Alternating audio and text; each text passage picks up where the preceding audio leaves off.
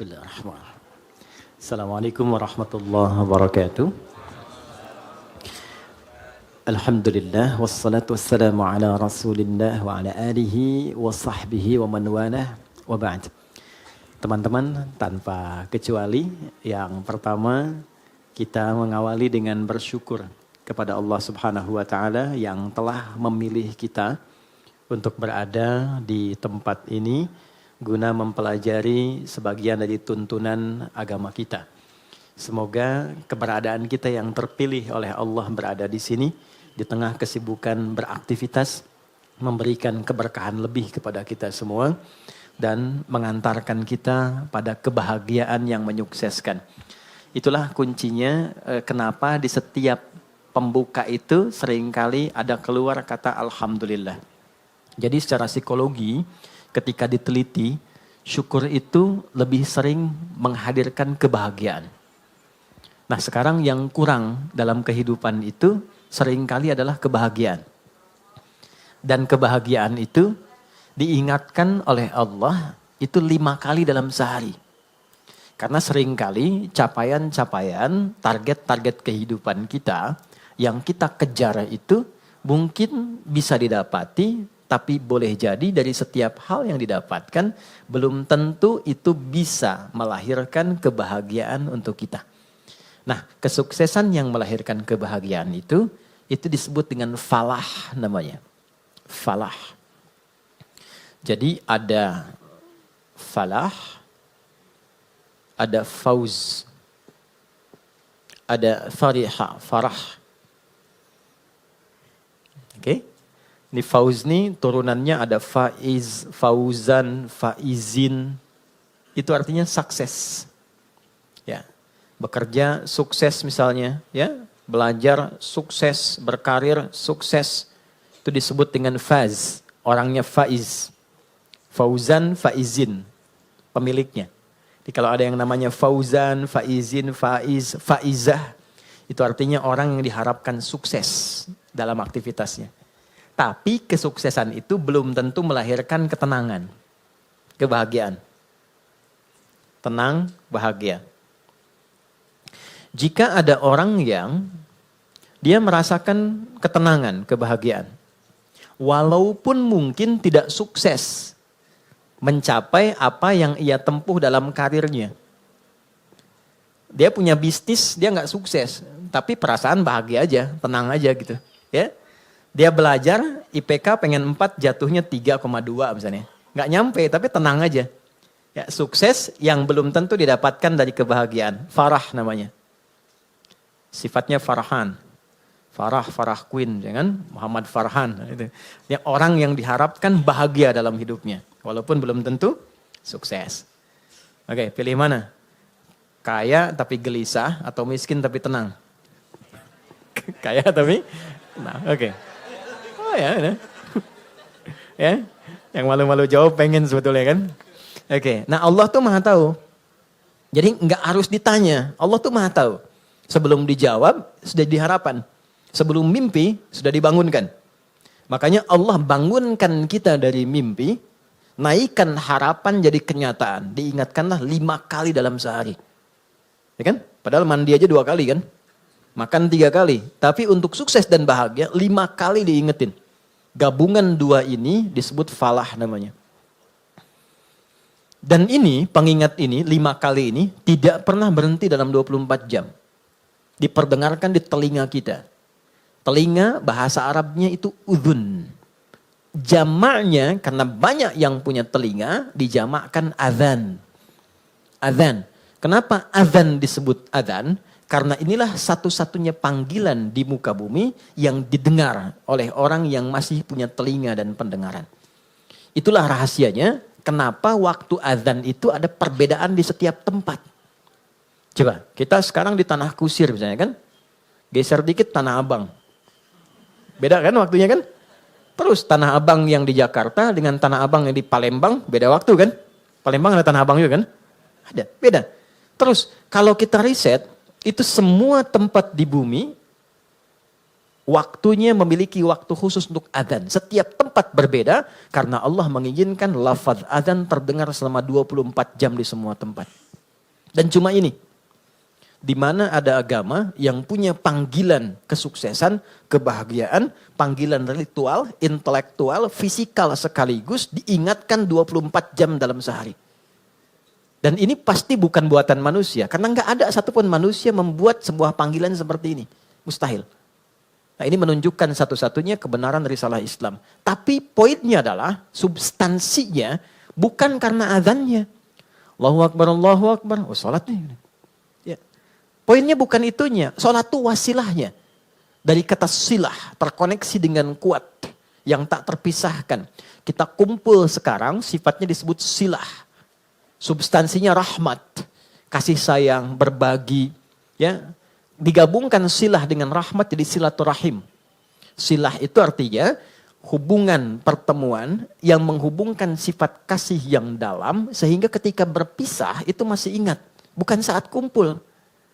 Ya, Mas Dude ketemu Mas Baim sekarang nyapa, senyum, wajar orangnya ada.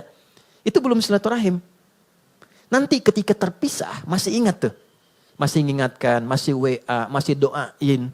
Ya, masih punya harapan yang bagus, gitu kan? Nah, itu namanya silaturahim. Jadi silaturahim itu nampaknya bukan saat kumpulnya, saat pisahnya. Nah, pertemuan ini melatih kita mengeluarkan aura-aura kebaikan yang terbawa saat kita berpisah. Itu poinnya. Ibadah yang melatih kita terkoneksi dengan Tuhan, dengan Allah, yang ketika kita selesai ibadah itu masih terhubung dan ingat dengan semua petunjuknya, itu disebut sholat namanya. Dari kata silah. Di sholat itu adalah wasilah untuk mengoneksikan kita dengan Allah yang punya segalanya. Yang punya akses Allah. Yang punya rizki Allah. Yang punya kelapangan Allah. Yang punya solusi Allah. Itulah yang menjadikan fitrah kita menyebut namanya saat punya kesulitan kan. Oke, saya sulit, saya telepon si fulan. Saya miss call si fulan, gak terangkat. Walaupun saya sering telepon dia, WA dia, bikin status tentang dia. Ketika punya kesulitan dia gak jawab. Yang terakhir harapannya siapa? Ya, miss call saya terhadap Allah. Khairai yarah. May ya'mal mithqala dzarratin khairai yarah. Maka diberikan, ya Allah gimana cara saya terkoneksi dengan engkau? Allah ajarkan lewat sholat. Nah, sholat itu hakikatnya adalah wasilah yang mengantarkan kita pada pemberian Allah. Pemberian itu 5 nanti. Makanya sholatnya kenapa 5 waktu? Karena 5 ini yang kita butuhkan dalam kehidupan. Dan puncak yang 5 ini adalah falah. Falah. Ketenangan kita butuhkan. Makanya di rumah tangga kan yang pertama tenang dulu, sakinah. Mawadah itu nyusul setelah sakinah. Mawadah itu kan harta yang berlimpah yang membuat kita nyaman beraktivitas. Ya kan? Mau jalan ada kendaraan. Di rumah mau ke toilet nyaman. Mau sholat enak, mau tidur enak. Itu mawadah namanya. Tapi mawadah tanpa sakinah hampa. Dan sholat faidah pertamanya adalah melahirkan ketenangan. Makanya orang itu kalau sholat, yang didapatkan pertama itu bukan jawaban doa. Tapi tenang. Saya ulang ya. Orang kalau sholat, kan doa kan? Dalam ruku doa, dalam sujud doa, berdiri dia berdoa. Tapi yang Allah berikan pertama kali bukan jawaban doanya. Yang Allah berikan pertama kali adalah ketenangan yang dihunjamkan pada jiwanya. Makanya baru wudhu aja, aura kita sudah berbeda. Nanti baru berdiri, ke tempat sholat saja, rasa sudah lain. Begitu mulai bertakbir, ketenangan hadir. Walaupun kadarnya beda-beda, tapi kita tidak bisa tolak bahwa ada ketenangan berbeda yang kita rasakan gelombangnya saat sholat yang tidak dirasakan di tempat lain. Ya, makanya tempat sholatnya disebut musolla. Musolla itu tempat sholat. Tapi nggak pakai hak di ujungnya ya. Ya, musolla, gini, musolla. Gini, ya. Atau tulisnya musalla begini. Ya, kalau pakai H, musallah begini, tempat orang disolatkan. Oh, oke. Anda bikin di sini musallah, tempat disolatkan tuh. Ya. Oke, musalla, tempat sujudnya, di situ kita sujud kalau diperluas namanya masjid. Masjid itu tempat sholat, intinya kan begitu kan? Coba masuk masjid dengan masuk rumah sendiri, masuk masjid dengan masuk ruangan kerja, lain gak rasanya? Ada ketenangan tersendiri kan? Ya kan? Ada gelombang yang berbeda ya? Ya? Kenapa? Karena di dalamnya ada amalan pokok sholat. Tempatnya juga udah beda. Masuk tenang, sholat 2 rakaat, duduk, belum ngapa-ngapain. Bisa ngantuk Pak saking tenangnya. Tidur aja kan? Oke, itulah ketenangan yang Allah berikan pertama kali. Ya, kenapa kita sholat? Karena Allah menginginkan kebahagiaan lekat dalam hidup kita. Baru setelahnya 4 yang lain. Ada jawaban dari doa. Kalau benar sholatnya karena kita terkoneksi dengan yang punya segalanya, yang mustahil pun menurut manusia, itu tidak ada batas menurut Allah. Ya, tidak ada batas menurut Allah. Banyak kisah viral dalam Al-Quran tentang permohonan yang dipanjatkan dalam sholat untuk mengabulkan persoalan-persoalan yang rumit menurut manusia. Contoh, Nabi Zakaria, pernah dengar ya? Baik ya, Nabi Zakaria, istrinya namanya Eliasobat. Dalam bahasa Latin disebut Elizabeth. Elizabeth itu nama genealogi ke atasnya Eliasobat, istrinya Nabi Zakaria. Adiknya dari Hannah. Hannah itu istrinya Imran. Imran dengan Hannah menikah, kemudian mengandung Hannah, Maryam. Dalam kandungan Imran meninggal. Nanti Hannah melahirkan Maryam, Maryam nanti Bunda Maria melahirkan Isa alaihissalam. Oke. Maryam punya tempat khusus untuk ibadah, diberi nama mihrab. Salatnya di situ. Salat di situ. Maka di dalam salat itu tempat menjadi berkah. Secara singkatnya Nabi Zakaria mencoba menunaikan salat di tempat itu. Dalam salatnya minta sama Allah berdoa. Doanya apa? Doa memohon supaya istrinya diberikan oleh Allah karunia bisa mengandung dan melahirkan keturunan. Maaf, vonisnya pada masa itu dipandang monofos dan mandul, tidak mungkin punya keturunan. Perhatikan, karena dalam sholat konektivitasnya pada Allah yang tidak punya batas dalam pemberian. Anda minta pada manusia punya keterbatasan. Maaf, pandangannya terbatas, semakin jauh tak terlihat.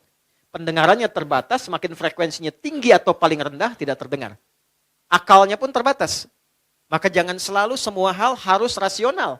Karena sepanjang punya sifat kemanusiaan pasti terbatas. Kenapa pendengaran terbatas, pandangan terbatas, akalnya nggak mau terbatas, itu yang salah. Oke, ketika semua terbatas, kita harus minta pada yang tidak punya batas. Tuhan, Allah. Makanya kalau mentok tuh pasti yang disebut Allah kan? Kalau mentok tuh pasti Allah. Kenapa? Karena kita sadar, fitrah kita menuntun, cuma ini yang tidak punya batas. Nah, Allah punya 90 sifat, 99 sifat pemberian. Allah punya 99 sifat pemberian disebut dengan Asmaul Husna. Quran surah 17 di ayat 110. 99 ini adalah nama khusus sesuai dengan kebutuhan kita. Jadi nggak harus semua dibaca. Butuh rizki, sebut ya Allah, ya Razak. Butuh ilmu, ya Allah, ya Alim. Punya masalah, pengen solusi, ya Allah, ya Al-Fattah. Pengen kesabaran ditambah, ya Allah, ya Sabar. 99. Qulid Allah, sebut namaku, kata Allah. Awid Ar-Rahman, kalau sedang dalam lukanya, sebut ya Rahman yang maha lembut, yang maha kasih. Engkau yang memilih aku jadi hambamu. Engkau yang mengasihiku. Ya Allah, dengan kelembutan dan kasihmu tuntaskan masalahku. Rahman. Ayyamma tad'u, tapi kalau engkau tahu, falahul asma'ul husna. Pilih nama sesuai kebutuhanmu. Maka Nabi Zakaria memilih satu nama Allah sesuai dengan sifat yang dibutuhkan. Wahab, pemberi tanpa batas. Karena orang mengatakan ada batasan, maka dipilih nama ini tanpa batas. Kalau meminta dengan nama, sebut ujungnya hab. Makanya sering kita minta, Rabbana hab lana min azwajina. Karena beliau khusus minta ya untuk dirinya, untuk istrinya, maka beliau katakan, Rabbi habli. Kan? Hunalika da'a Zakaria Rabbah, qala Rabbi habli min ladunka dzurriyyatan thayyibah, innaka sami'ud du'a. Itu ada di Ali Imran di ayat yang ke-38. Ya Allah, mereka mengatakan dan memvonis aku dan istriku tak mungkin punya keturunan. Maka dalam sholatku ini aku terkoneksi denganmu, aku minta padamu yang tidak punya batas dalam pemberian. Ini. Apa yang terjadi? Innaka sami'ud du'a. Ya Allah, engkau pasti dengar doaku. Perhatikan kalimatnya, dalam sekali. Nanti kalau berdoa, sisipkan rasa ini. Jadi Allah tuh sangat cepat menjawab pada doa-doa yang disifati dengan rasa yang dalam. Ya Allah, engkau pasti mendengar doaku. Kalau pada yang maha mendengar tidak terkabulkan juga, kepada siapa lagi aku mesti memohon? Gitu ya? Oke? Ya Allah, Engkau yang titipkan dia kepadaku. Engkau yang jadikan dia sebagai anakku. Engkau yang jadikan dia sebagai pasanganku. Engkau yang titipkan dia bukan kepada yang lain. Ya Allah, Engkau yang menciptakannya. Engkau yang mengarahkannya. Maka mohon dengan segala keagunganmu ya Allah, jadikan kami orang-orang yang Engkau ridhai.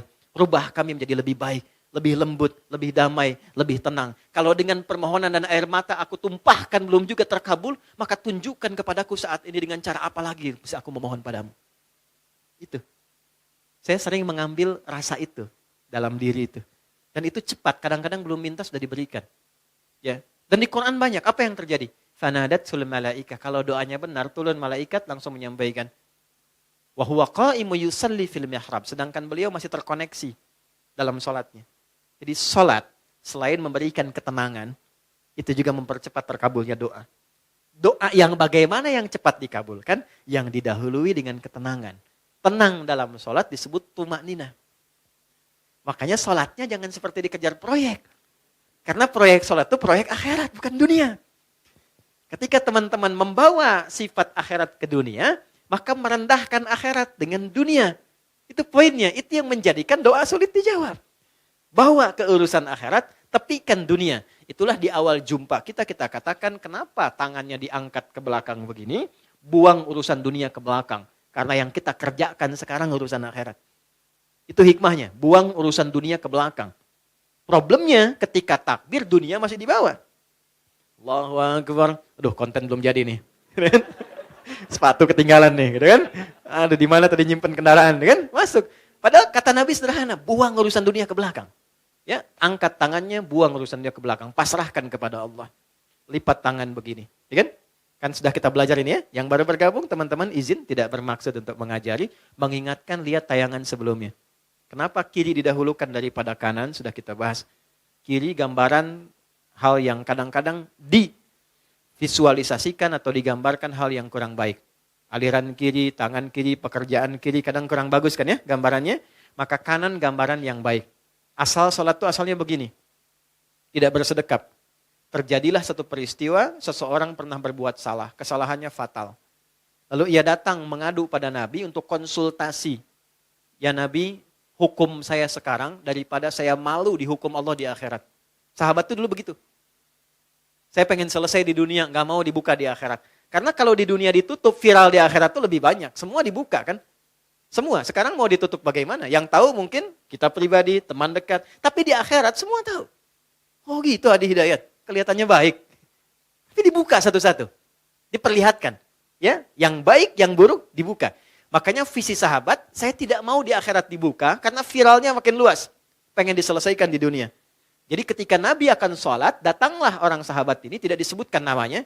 Kalau tidak disebutkan, perhatikan rumusnya ya, di tafsir, Quran dan hadis, kalau ada kejadian, tidak disebutkan siapa orangnya, kapan kejadiannya, tapi viral perbuatannya, ini ingin menunjukkan kesan bahwa perbuatan itu akan berpotensi lagi terjadi di masa depan dengan sosok yang berbeda, tapi dengan substansi yang serupa.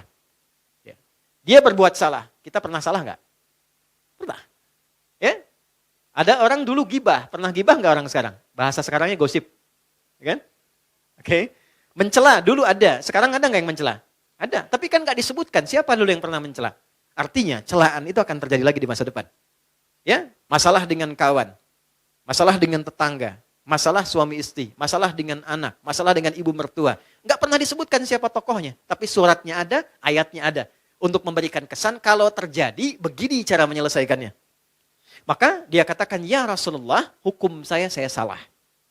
Hukum saya salah. Tibalah waktu sholat. Kata Nabi, kita sholat dulu, nanti habis sholat, baru kita selesaikan. Maka saat sholat itulah turun Quran surah ke-11, Hud. Ayat 114. Aqimis salata tarafain nahar wa zulafam minal lail. Perhatikan, ini indahnya. Innal hasanati yudhibnas sayyi'at. Tunaikan salat, jangan tinggal. Tunaikan salat, jangan pernah tinggal. Yang 5 waktu itu. Apa yang dahsyat dalam salat itu? Allah lompat dulu untuk menghibur hati kita. Gak ada orang yang tidak pernah salah, kata Allah.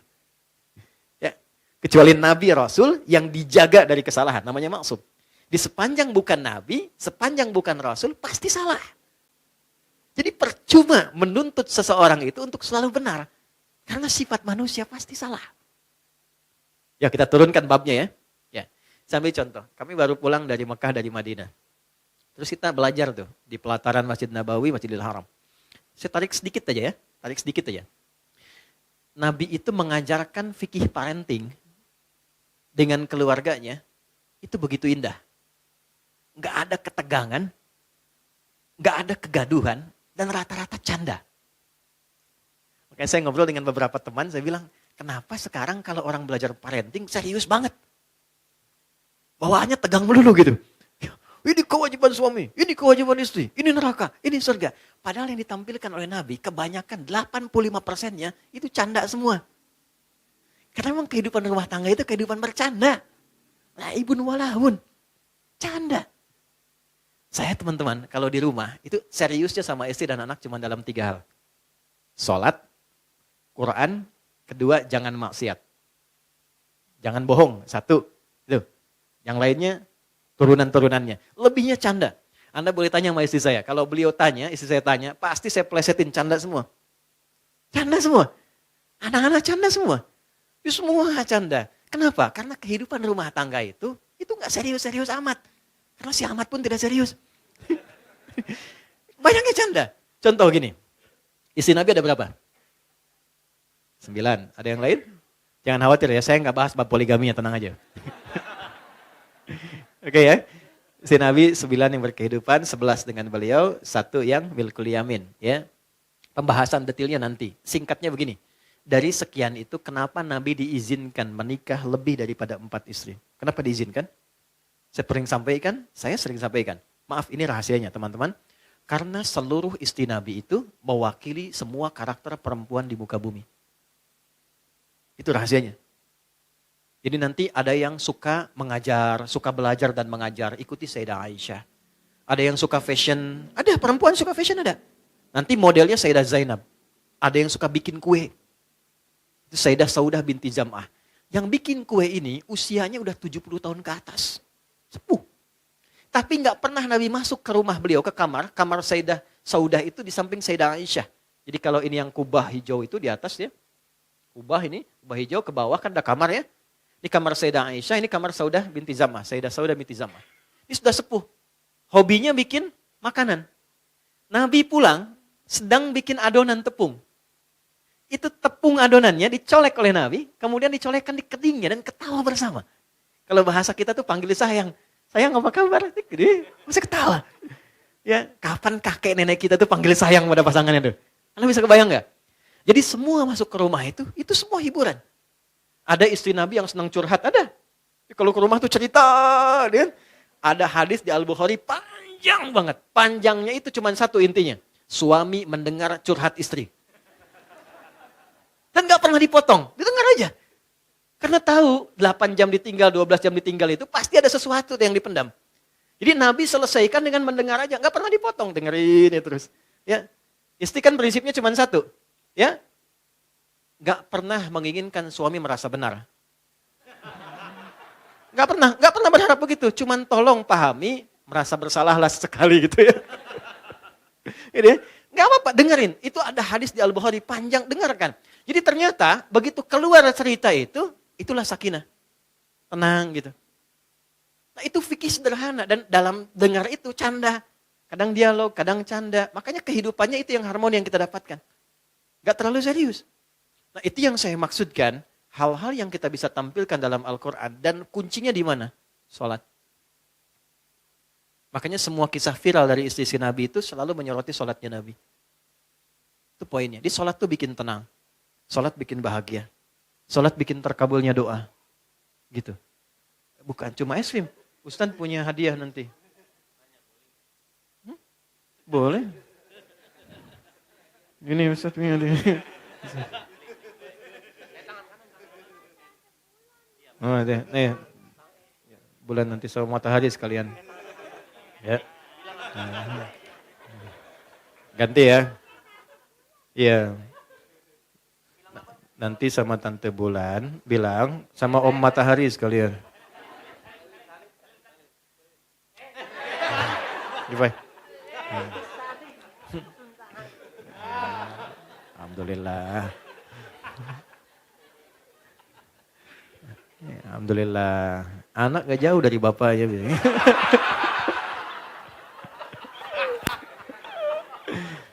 Insya Allah baik. Saya senang anak-anak. Sangat-sangat senang. Jadi saya tuh gak pernah komplain tentang anak-anak. Apa aja. Kalau di kajian ada ini, enggak marah saya. Apa? Karena mereka belajarnya di situ. Itu poinnya. Tolong jangan marah sama anak. Pesan saya, jangan marah sama anak. Sederhana, karena mereka belum dihisab. Anda dihisab. Kan tidak lucu yang dihisab marah pada yang belum dihisab. Ya kan? Anak tuh kalau salah, Allah nggak marah karena dia sedang belajar. Terus, masa Allah yang Tuhan tidak marah pada yang tidak dihisab? Kita yang bukan Tuhan marah pada yang tidak dihisab dan kita dihisab. Gitu. Jadi kalau anak itu ada sesuatu yang berbeda, yang pertama dilakukan istighfar dulu. Karena anak hanya mendengar dan melihat apa yang dia lihat dan dia dengar. Lalu setelah itu mohonkan kepada Allah kebaikan. Biasanya kalau orang tua itu sudah memulai dengan kebaikan, itu langsung anak tanpa diminta jadi baik. Itu rumus. Jadi kalau pengen anak itu soleh, kuncinya satu. Orang tuanya memperbaiki diri menjadi baik. Itu langsung gak diminta jadi baik. Itu udah pasti. Rumusnya udah begitu. Ayatnya banyak di Quran. Ya. Naik sini lagi. Ini sholat. Jadi sholat yang baik membuat kita lebih tenang. Sholat yang baik membuat kita lebih enak berdoa. Sholat yang baik membuat kita, nah ini yang terakhir, lebih dekat pada kesuksesan dan kebahagiaan. Nanti dua lagi kita simpan jauh-jauh karena topik kita bukan di situ saat ini. Kumpulan dari semua itu akumulasinya disebut dengan falah. Ini yang diperdengarkan 5 kali dalam sehari.